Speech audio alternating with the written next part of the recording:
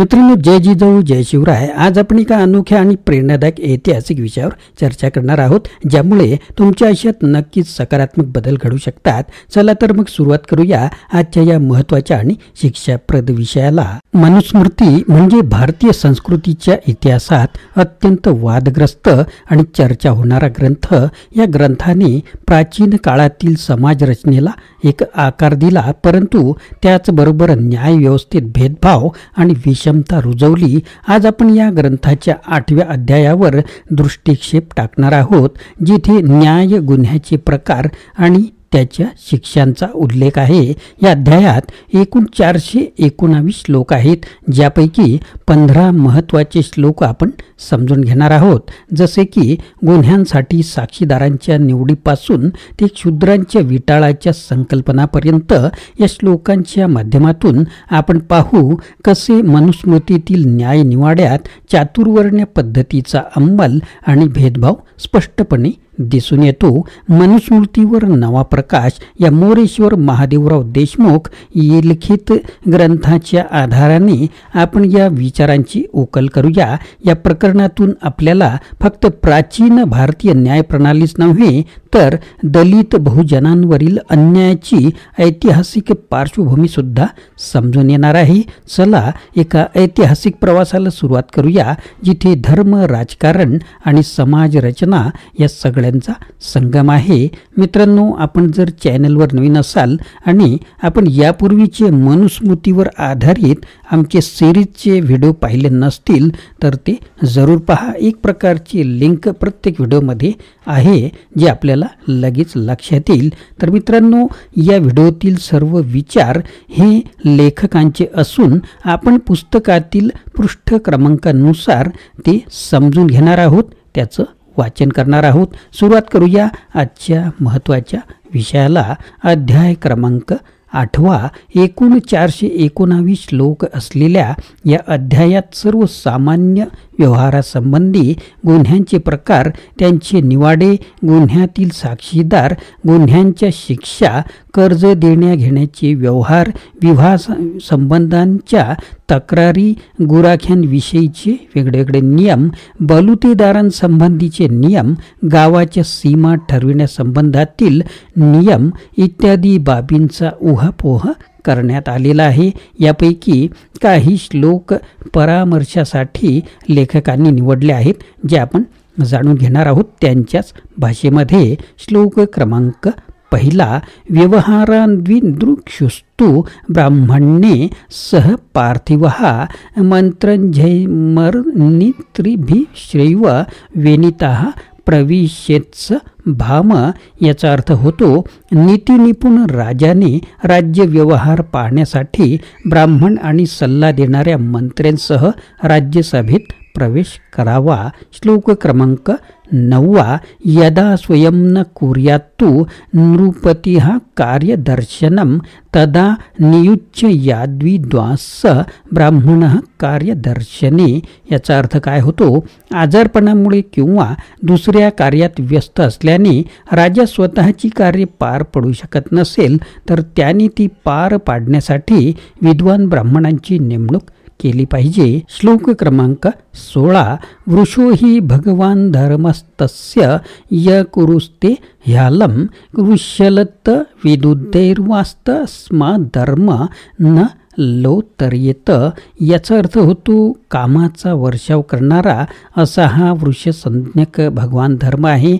अशा या धर्माचे जो आचरण करीत नाही, त्यास देवधर्म विनाशक समजतात. यासाठी धर्माचा नाश होईल असे काही करू नये.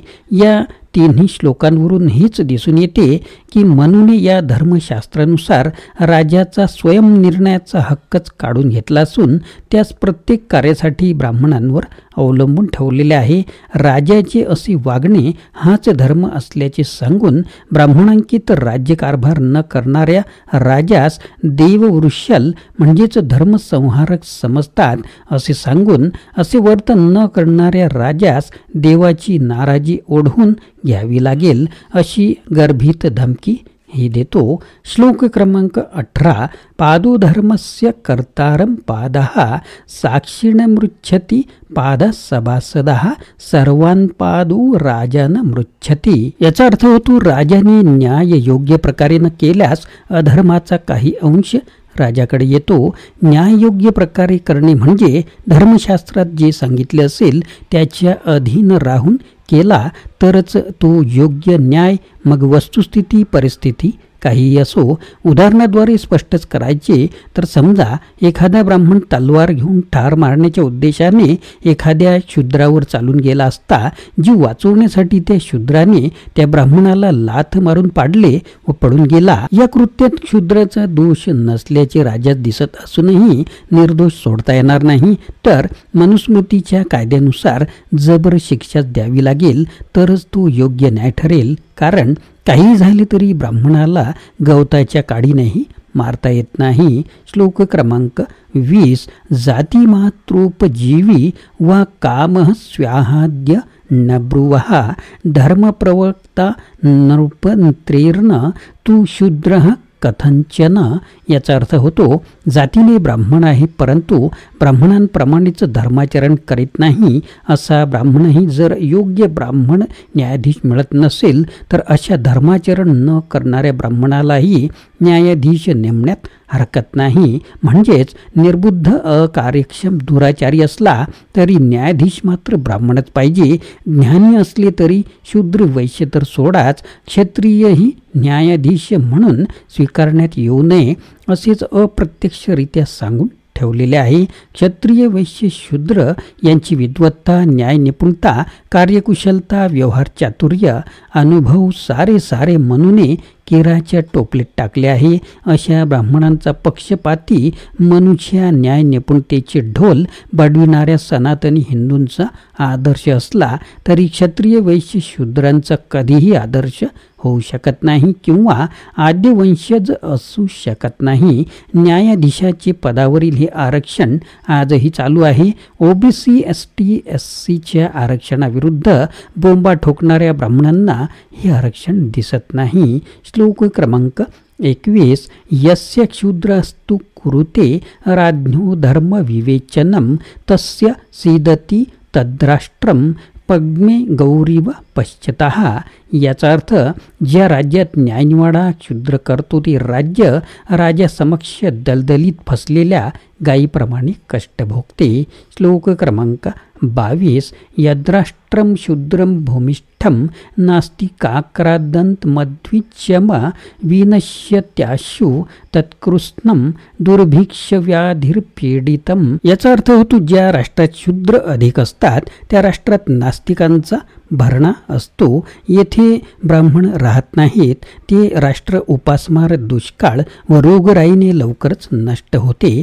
राज्यात ब्राह्मणांचे वास्तव्य नसल्यामुळे आणि शूद्रांच्या व नास्तिकांच्या वेद प्रामाण्य न मानणारे वास्तव्यामुळे कशी कष्टे किंवा कशी संकटे त्या राष्ट्रातील लोकांना झेलावी लागतात व ते राष्ट्र त्यांच्या वास्तव्यामुळे कशा प्रकारे नाश पावते याचे भयावह चित्र रेखाटून म्हणून राष्ट्रातील इतर रयतेच्या मनात शूद्रांबाबत द्वेष तिरस्कार निर्माण करण्याचे घृणित कार्य केले. यातूनच पुढे शूद्रांचा विटाळ, अस्पृश्यता अशा वेडगड चालीरीतीचा जन्म झाला. हे विदारक सत्य ब्राह्मणही नाकारू शकणार नाहीत. विनाश नको असेल तर राज्यात ब्राह्मण असणे आवश्यक असे सांगून ब्राह्मण महात्म्य बिंबविले आहे. श्लोक क्रमांक 35. ममायमिति जो ब्रूयान्विर्धी सत्येन मानवः तस्याददीत षड्भागम राजा द्वादशमेव वा. याचा अर्थ ज्या पुरुषास धनाचा साठा सापडला असता किंवा दुसरा कुणी त्याचा उपयोग करीत असता तो साठा माझा आहे असे जो सिद्ध करून देतो तेव्हा त्या धनातील 6वा किंवा 12वा भाग राजाने घेऊन बाकी त्यास परत करावा. श्लोक क्रमांक 37. विद्वांस्तु ब्राह्मणो दृष्टुवा पूर्वोपनिहितः निधिम अशेषतो पादतीत सर्वस्याधिपतिर्हि सहा. याचा अर्थ होतो पूर्वी कोणी लपवून ठेवलेले धन जर ब्राह्मणास सापडले तर ते त्याचे नसले तरी त्याने ते सर्व ठेवून घ्यावे, कारण ब्राह्मण हा सर्व प्रकारच्या धनाचा स्वामी आहे. श्लोक क्रमांक 38. यंतु पश्चेन्निधी राजा पुराणम निहितम क्षितो तस्माद्विजेभ्यो दत्तार्धमर्ध कोशे प्रवेशयेत. याचा अर्थ, राजा जर जमिनीत गाडलेले गुप्तधन सापडले व त्यावर मालकी सांगणारा कोणी नसला तर राजाने त्यातील अर्धे धन ब्राह्मणाला देऊन अर्धे राजाच्या कोशात जमा करावे. एकीकडे ब्राह्मण सोडून ज्याला धन सापडले व ते त्याने त्याचेच असल्याचे सिद्ध केले तरी त्यातून राजाने 6वा किंवा 12वा हिस्सा घ्यावा असे म्हणू सांगतो. पण त्याचवेळी ब्राह्मणास धन सापडले तर ते त्याचे नसले तरी त्याने पूर्णच ठेवून घ्यावे. राजास धन सापडले तर त्यातीलही अर्धा हिस्सा ब्राह्मणाला द्यावा असे सांगणारा मनू कोणत्या न्यायतत्वाचा अंगीकार करतो? तर राजकोशामध्ये जमा होणारे धन प्रजेला सुख सुविधा निर्माण करण्यात, आपत्काली मदत करण्यात खर्च होते.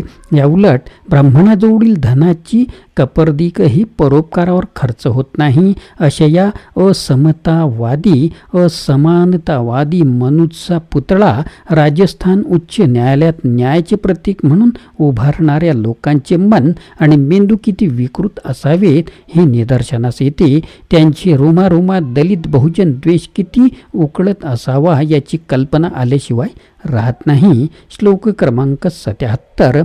एकोलुब्धस्तु साक्षी स्याहृदय शुच्छोपीन्नः स्त्रियः स्त्रीबुद्धेरस्थिरत्वात्तु दोषेश्चान्येऽपि ये वृत्ताः तु. याचा अर्थ होतो, लोभी नसलेला एकही साक्षीदार पुरेसा आहे, परंतु पवित्र असलेल्या पुष्कळ स्त्रिया असल्या तरी त्यांची साक्ष घेऊ नये. महिलांनी हे पुन्हा एकदा ऐका. लोभी नसलेला एकही साक्षीदार पुरेसा आहे, परंतु पवित्र असलेल्या पुष्कळ स्त्रिया असल्या तरी त्यांची साक्ष घेऊ नये, कारण त्या स्थिर बुद्धीच्या नसतात. तसेच दोषांनी युक्त पुरुषही साक्षीस योग्य आहे. स्त्रिया कितीही चांगल्या शुद्ध चरित्राच्या विद्वान सत्शील असल्या तरी त्यांची बुद्धी स्थिर नसते असा जावई शोध लावून मनूने स्त्री जातीचा अपमानच केलेला आहे. श्लोक क्रमांक 102. गोरक्षकान्वाणिजिकांस्तथा कारुकुशीलवान प्रेष्यन्वर्धुषिकाश्वैव विप्रत्रशूद्र वदा चरेत. याचा अर्थ, गोपालन करणारे, व्यापार करणारे, लोहार, आचारी, गाणी म्हणून लोकरंजन करणारे, चाकरी करणारे व शास्त्रविरुद्ध आचरण करणारा ब्राह्मण साक्षीस आला तर राजाने त्याचे सोबत शूद्र वर्णाच्या साक्षीदाराप्रमाणे वर्तन करावे. वर उल्लेखलेली कामे करणारे लोक शूद्र कर्म करणारे असल्याचे मनूचे मत दिसून येते, त्यामुळे तेही शूद्र ठरतात.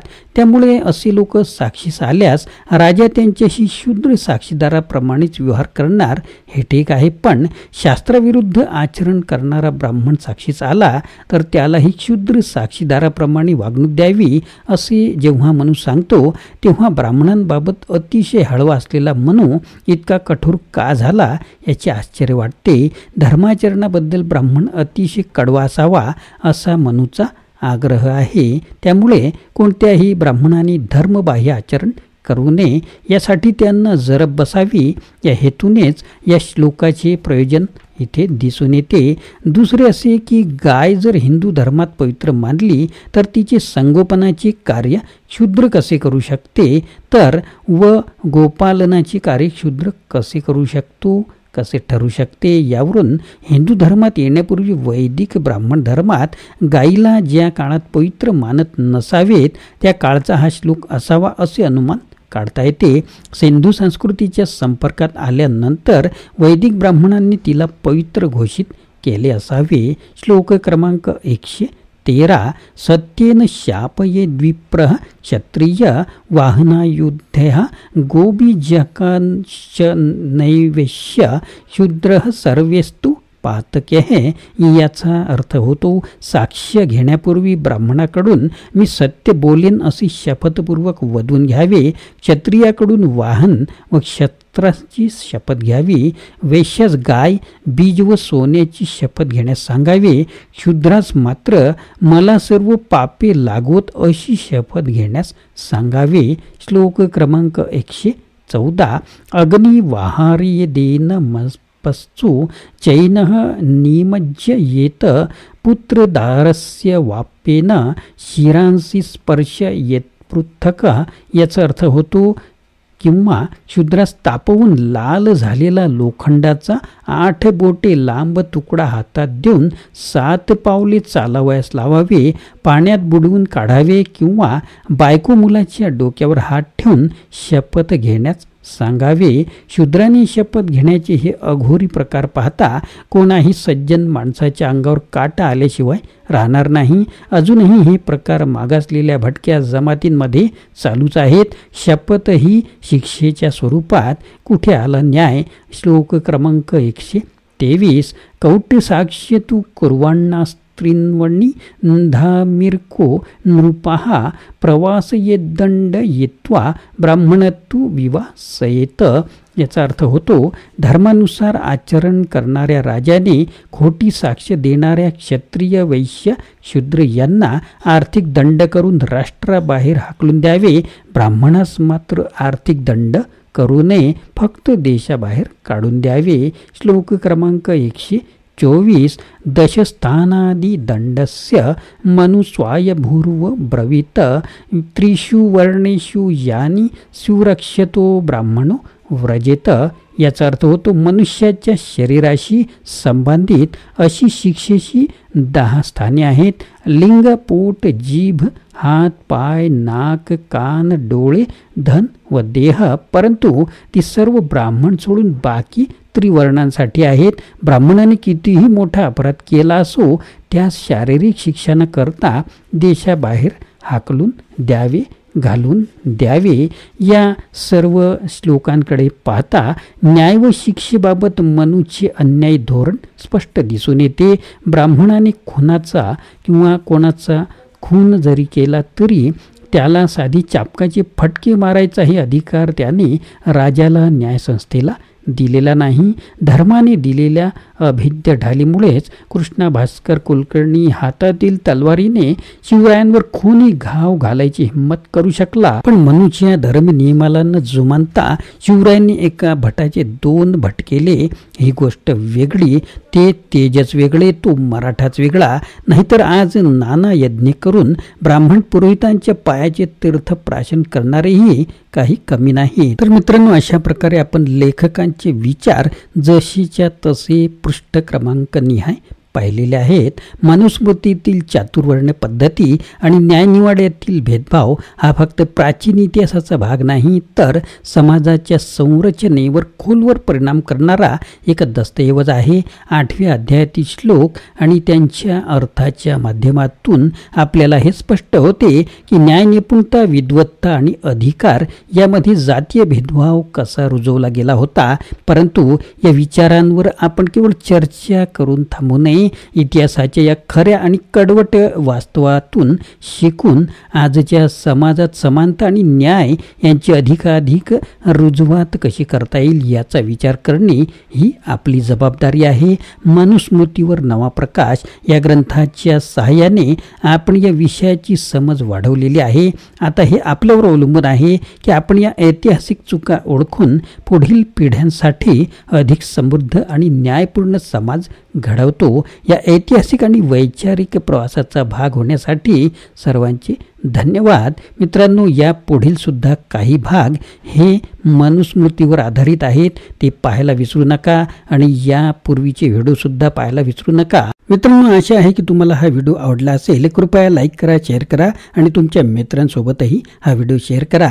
चॅनलला सबस्क्राईब करा आणि आमच्यासोबत या शिक्षणाच्या प्रवासात सामील व्हा. जय जिजाऊ, जय शिवराय, जय महाराष्ट्र. Video legal disclaimer. या व्हिडिओमध्ये व्यक्त केलेली माहिती, विचार आणि मते ही संपूर्णपणे लेखक, पुस्तक किंवा इतर संदर्भित व्यक्तींची मते आहेत आणि ती कोणत्याही प्रकारे मालक, निर्माता किंवा यूट्यूब चॅनलच्या विचारांशी संबंधित नसू शकतात. या व्हिडिओचा उद्देश केवळ शैक्षणिक आणि ऐतिहासिक माहितीपूर्ण स्वरूपाचा आहे. कोणत्याही प्रकारची चुकीची माहिती दिली असल्यास ती जबाबदारी सदर लेखकांची आहे. कोणालाही दुखवण्याचा आमचा हेतू नाही. आमचे यूट्यूब चॅनल किंवा व्हिडिओ निर्मात्यावर कोणत्याही विचारांबद्दलची कायदेशीर जबाबदारी येत नाही. पुस्तकातील विचार आणि संदर्भ यावर कोणतेही हक्क आम्ही दावा करत नाही. मित्रांनो, आपण कमेंट किंवा कोणतीही प्रक्रिया करताना याचा विचार करावा.